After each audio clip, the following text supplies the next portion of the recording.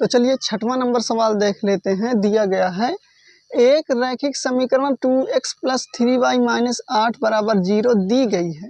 दो चरों में एक ऐसी और रैखिक समीकरण लिखिए ताकि प्राप्त युग्म ज्यामितीय निरूपण जैसा कि नंबर 1 प्रतिच्छेद करती हो, नंबर 2 समांतर हो, नंबर 3 संपाती हो। ठीक है ना। तो मतलब एक समीकरण दे दिया गया है, एक समीकरण को हमको अपने से लिखना है कि एक समीकरण एक ऐसा लिख दें कि रेखाएं क्या हो जाएं, पहली एक बार प्रतिच्छेद करती हों, दूसरी बार समांतर हो, तीसरी बार क्या हो, संपाती हो। तो एक समीकरण दिया गया है तो दो समीकरण हम लोग, दूसरा समीकरण क्या करेंगे, हम लोग अपने से लिखेंगे। तो प्रतिच्छेद, संपाती और समांतर तो सबको पता ही होगा, बहुत दिन से पढ़ते चले आए कि जब a1/a2 बराबर नहीं होता b1/b2 के, तब प्रतिच्छेद होती है। क्या होती है? प्रतिच्छेद होती है। नंबर 2, जब a1/a2 बराबर b1/b2 बराबर c1/c2, जब तीनों आपस में बराबर होती हैं तब क्या कहलाती हैं? संपाती कहलाती हैं। जब तीनों बराबर होती हैं तो क्या कहलाती हैं?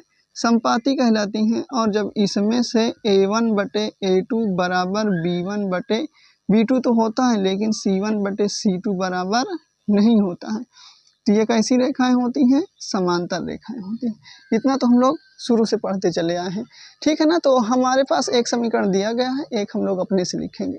तो यहाँ पर देखो लिखा हुआ है, सबसे पहले नंबर 1 के लिए हल करेंगे, प्रतिच्छेद के लिए। यहाँ पर लिखेंगे प्रतिच्छेद के लिए समीकरण। प्रतिच्छेद के लिए क्या लिखेंगे? समीकरण लिखेंगे। चलो देखेंगे, सबसे पहला समीकरण जो दिया गया है लिखा हुआ है 2x + 3y - 8 = 0। ठीक है ना। तो a1/a2 यानी कि a1/a2 और b1/b2 की वैल्यू कभी भी आपस में क्या हो, बराबर ना हो, ऐसा समीकरण हम लोग लिखेंगे।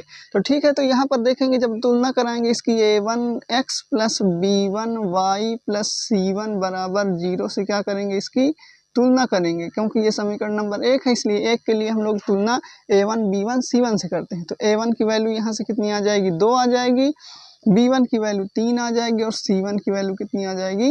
8 आ जाएगी। यही तो आ जाएगी। ठीक है ना। अब हमको किसकी ज़रूरत है? a2, b2 और c2 की ज़रूरत है। तो एक समीकरण ऐसा माने कि a1 और b1 की वैल्यू आपस में बराबर न हो। देखो ये 2 है, ये 3 है, वैसे भी बराबर नहीं है। तो एक समीकरण कोई भी मान सकते हो अपने दिमाग से, कोई ज़रूरी नहीं कि हम जो बता रहे हैं वही मानो। ठीक है ना। तो इसको यहाँ पर लिख सकते हो 7x + 2y + 1 = 0। इसको मान लो समीकरण नंबर 2, अपने से मानो। ठीक है ना। तो यहाँ पर लिखेंगे a2x + b2y + c2 = 0 से इसकी क्या कर देंगे? तुलना करेंगे। जब तुलना करेंगे तो यहाँ से a2 की वैल्यू कितनी आ जाएगी? 7 आ जाएगी, b2 की वैल्यू 2 आ जाएगी और c2 की वैल्यू कितनी आ जाएगी? 1 आ जाएगी। यहाँ तक कोई दिक्कत नहीं है। ठीक है ना। अब आओ हम लोग क्या करेंगे, अनुपात इसका निकालेंगे। तो अनुपात में रूप में लिखेंगे तो क्या होता है? a1/a2 बराबर b1/b2।